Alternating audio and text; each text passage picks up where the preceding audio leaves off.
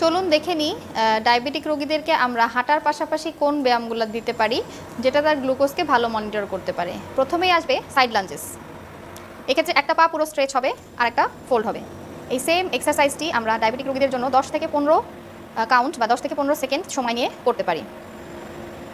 এরপরে আমরা আসবো নর্মাল লাঞ্জেস।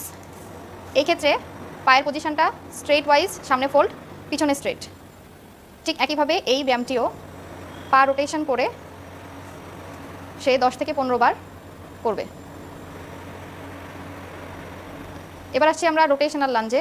আগে আমরা লাঞ্জেস পজিশন হোল্ড করব। পিছনের পা স্ট্রেট, সামনের পা ফোল্ড, হাত দুটোকে সামনে চেস্ট বরাবর উঠানো অবস্থায় থাকবে, হাতটা ঘুরতে থাকবে। পায়ের পজিশন সেম থাকবে কিন্তু হাতটা এবং উপরের আপার পোর্শনটা ঘুরতে থাকবে। এভাবেও একজন ডায়াবেটিক রোগী 10 থেকে 15 বার পা চেঞ্জ করে রোটেশনাল লাঞ্জেস করতে পারে।